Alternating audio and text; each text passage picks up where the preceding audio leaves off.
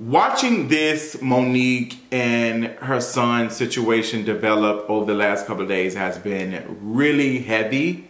As someone who enjoys Monique, someone who's been very supportive of her over the years, and understanding her need to call out the powers that be for causing the harm that she has experienced, while also navigating and knowing how it feels being a child with parents who you once thought were perfect, and now understanding that things that they've done could have been handled better, and wanting parents to understand that it's okay to admit that you did wrong and growing from that, and wondering, are the people who are being critical of Monique also trying to make sure that they're not being biased and using this story of her son to demonize her even more? Monique definitely messed up with her son, but that stuff that she experienced with Tyler Perry, Lee Daniels, and Oprah is another thing, and I cannot believe folks are conflating the two.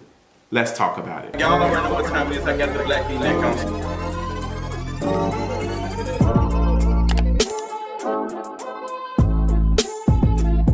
So this Monique situation with her son, Shalom, has taken over the internet the last couple of days. People have been talking about it, offering all their things, and I think people want to talk about it and are talking about it because, one, people do not like Monique. Like, let's be completely honest, people do not like Monique.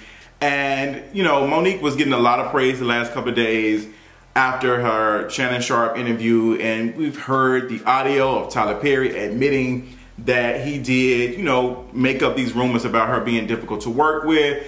And, you know, she brought up her son and she talked about her son, and he posted a almost 10-minute video discussing his relationship with her.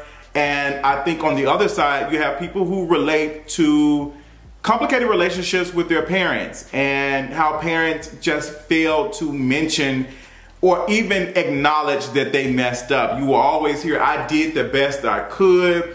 And, you know, they'll say, well, look at the things I provided with you, the monetary things and the things that you can purchase, but not mentioning the love and the care and the grace that so many kids wanted. And I can relate. Me and my mother, y'all know I love London. She was here early, well, she was here last month and early this week because, you know, I was in the hospital for 4 or 5 days. And she was here looking after me and taking care of me and stuff and just making sure that her son was okay. And I love me and my mother's relationship. I really do enjoy talking to her. I call my mother because I enjoy talking to her.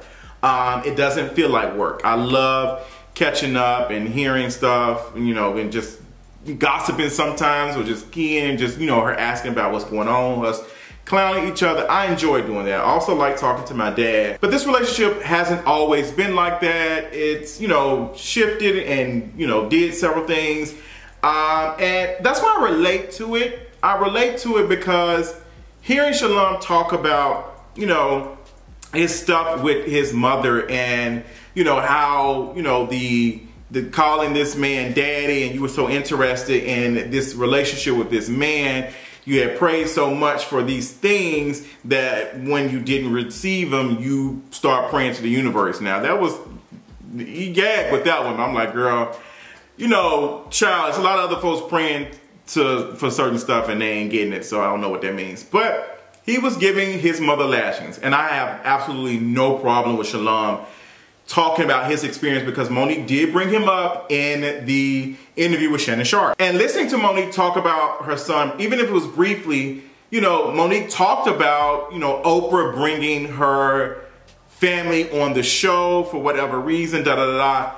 Monique, you have now brought your son to millions of people, and he talked about that. Like, the same grace that you wanted Oprah to offer you, you also have to offer that same grace to somebody else. You have brought this situation with your son to the public eye, and now people are going to be looking up and asking him things. That's just how things work. Even if you were being honest and just being vulnerable in this moment, this situation has now brought attention to your older son, and he has every right to talk about it. And him naming the daddy situation and the love that she has for her husband and all of that, because Sidney is not Shalom's father. And Sidney did say in a response video that he is cool and close to Shalom's father. And Shalom is the older, child. And Sidney does not consider him as a child. He has 3 kids with Monique or whatever, and they don't consider, well, he doesn't consider him his son. And there's a lot going on. One, I don't like the fact that this is in public. I don't like it because there are a lot of complex things going on with this relationship. Stuff that we do not have context to. And we are having a public conversation, even me, talking about this relationship that is estranged with this parent and this child. Monique is a black woman, and she's a black woman in a specific age. And here's the thing that I have touched on with Monique. When she talked about the bonnet stuff and, black girls need to, come looking a certain type of way, stop wearing bonnets and all this other stuff outside in public, we need to represent ourselves. Well, that, for me and a couple other folks, was a sign of the internalized misogyny that a lot, unfortunately, of black women, older black women, are still holding on to, the respectability stuff. And Monique is a victim of these things. Doesn't mean that she gets to go and terrorize other folks. But this is the reason why we are having conversations about misogyny. Because stuff like this shows up everywhere. Like everywhere. And it's showing up in her relationship with her son. Her need to be validated by this man. It is real. It is real. Her needing to be the queen, let this man lead and all this other stuff and taught me how to be a woman type of stuff. That is not healthy. It's not healthy for a man to say that he taught you how to be a woman.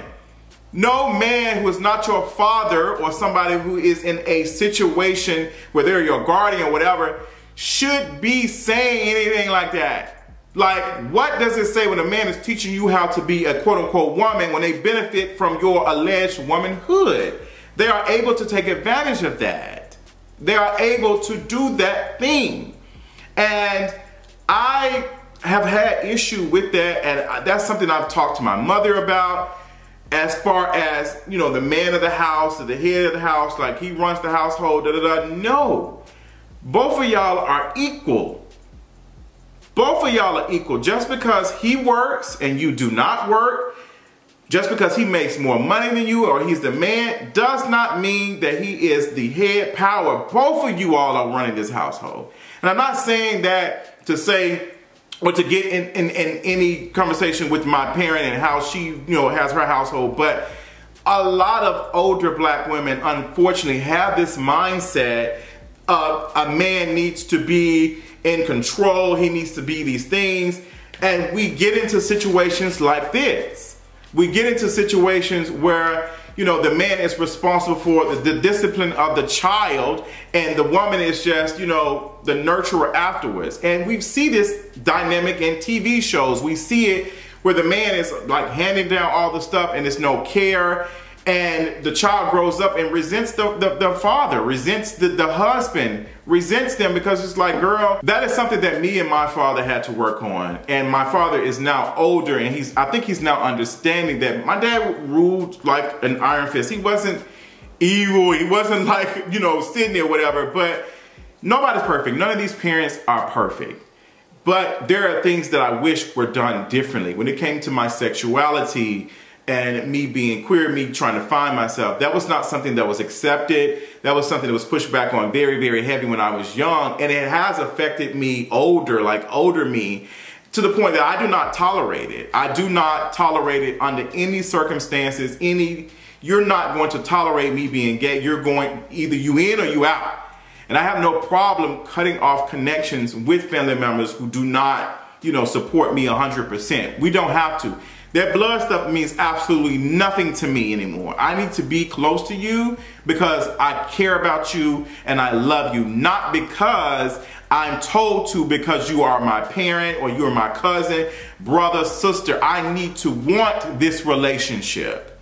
That's how it should be. I mean, even taking a page from Bell Hooks, who's talked about, have you been loved or have you been cared for? And that is something we really have to think about, because parents think that them providing things is love because they didn't get certain things when they were younger. They struggled and all, like, I provided a better life.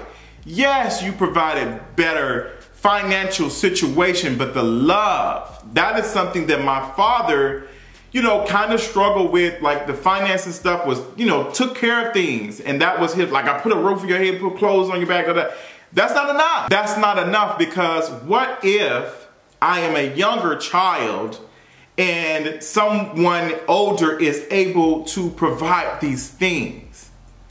What does that say when we think that love is someone providing things for you, providing needs? That's not enough. That's not love.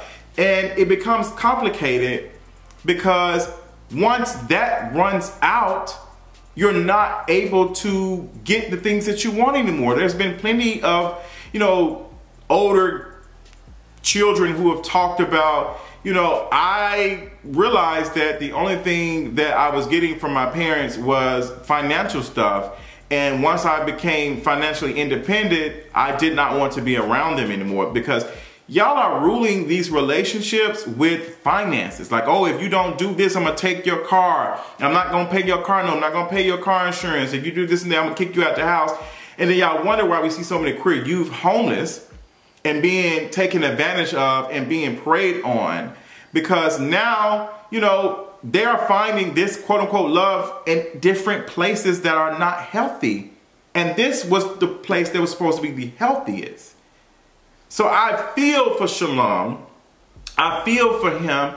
And I appreciate him for calling Monique out on this. It is hard for me to watch, I ain't gonna lie, because I like Monique. I like Monique and I want her to win. And I think it hurts me more is because people want Monique and other black women who are victims to be perfect victims, and there's not. We see this thing happen all the time.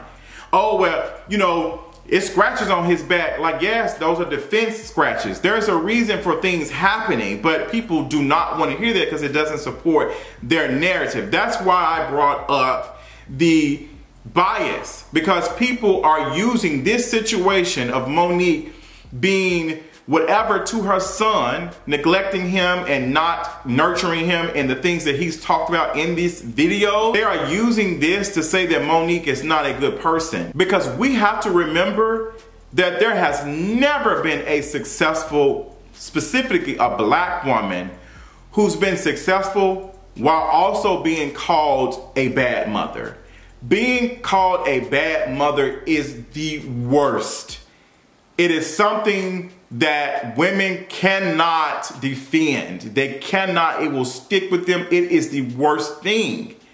You cannot think of any celebrity, female celebrity, or any that's successful, or any actress, actor, or anybody who is successful in their careers, or any who has been called a bad mother who is doing well. Like, that is, even women who strive and want more while also maintaining you know, a house or their family and stuff, are looking, why you ain't at home with your kids? Why you not raising your kids? Why you not? That's something that women, that's a luxury that women do not have in our society.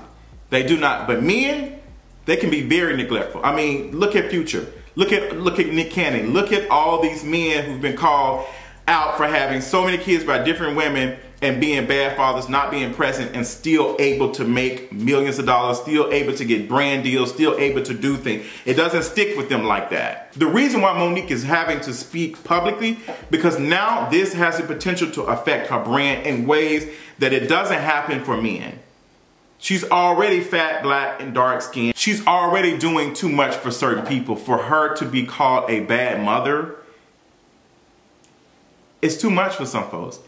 But I will say it is something to watch, something to see for folks who are, you know, listening to Shalom talk about his parents and his relationship with his mother, not have the same energy for the loved ones, parents, fathers, whatever, mothers in their lives. I've seen so many stories where people have allowed their parents to get away with disgusting things, saying stuff, messed up stuff. We all can somewhat relate to this because we all live in this same type of world where sexism, misogyny war, anti-blackness is all existing. So we all can relate to Shalom. The same stuff that is happening to Shalom is the same thing that has happened to our parents. There's a reason why we joke about he's a good man, Savannah. Going back, watching that movie and hearing Whitney Houston's character having to tell her mama, like, girl, yes, you see a good man, but this man is able to provide for me financially, but he's not a good man. He's cheating on his wife. He's not a good man. Women are realizing that they want more out of a relationship. That's why you have so many women who are not settling, they are not interested, and they're being very vocal of the things they want in their relationship. And that's why you see so many men mad and on these podcasts yelling and upset because you making money is not good enough. Your attitude, your politics, your thoughts around relationships is disgusting, and women are not interested in it. And men are pissed. They are mad because they're not able to manipulate women to be in these relationships like this anymore. It is still happening, but women are starting to be vocal about, like, I need more than just that. And how are you trying to have me live like it's the 60s, the 1960s, and I need to cook, clean, take care of the house, all the other stuff, while working a full-time job and paying half the bills? So it's like y'all pick and choose what works for y'all.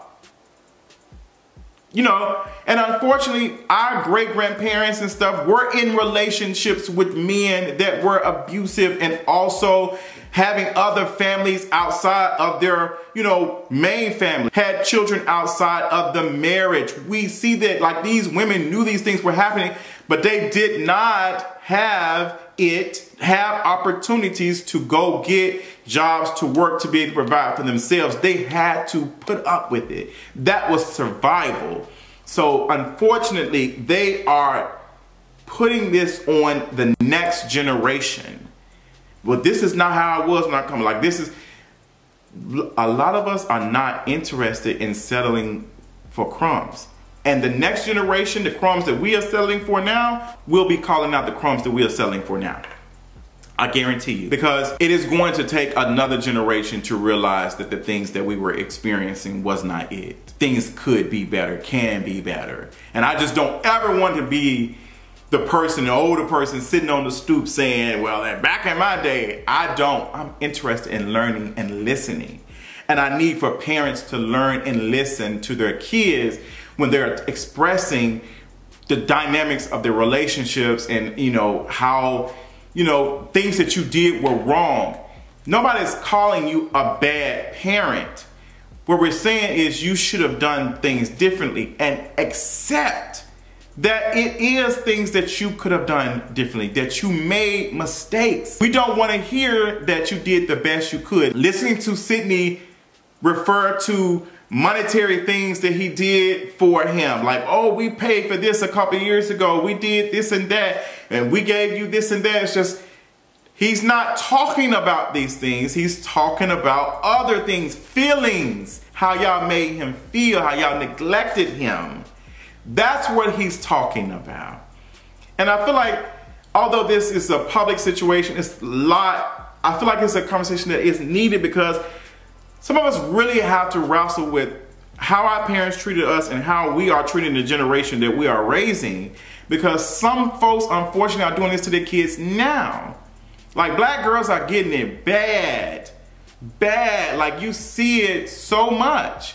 Like, you see it in public. I see it when I'm out, like how black girls are policed, their bodies, everything about them is policed. And we wonder why we see situations like Monique. I don't want to drag Monique and Sidney's relationship because that's their relationship. But Monique, this is a conversation with you and your son. Even though Sidney is a part of it, you need to tell him to sit this one out, and you need to have this conversation with your son. He's already named that. You shouldn't have had that man in that video. You can do some videos without Sidney. You don't have to have him present for every video. And Sidney should know that, hey, Monique, I'm gonna sit this one out. I'm here if you need me. Sometimes it takes that. So with this being said, it's kind of showing your slip, Monique. And I hate that people are using this opportunity to critique you and say, oh, she's a nasty person. Like I saw somebody tweet and say this was karma. If karma was a real thing, I promise you we wouldn't be in the situation that we are. Black folks wouldn't be in the situation they are in now. Miss Karma, I don't know, which maybe she dealing with other stuff. Maybe she busy. Maybe she's still in the 13th BC or something. I don't know. Maybe she busy. Maybe she backed up. Maybe she's still working on claims from the 13th century. But she ain't caught up yet. Because it ain't making sense to me. If Miss Karma is working overtime, she doing what she's supposed to be doing, like y'all say, black folks, we need to be benefiting from karma more than anybody. Like we should be walking around with all the Mario coins, all the Sonic rings, and all the mushrooms and everything we got, period, to make it in this world. 1 ups, 2 ups, 3 ups, blue ups, period. I don't know where I got blue from, period. But that's all I got. I'm not going to get into the theatrics of all this, but just, you know, the conversation about parents, I feel like, you know, not accepting that they have messed up. And stop saying you did the best you could. Recognize the things that your children are saying you messed up in and acknowledging that. Because we all did some stuff.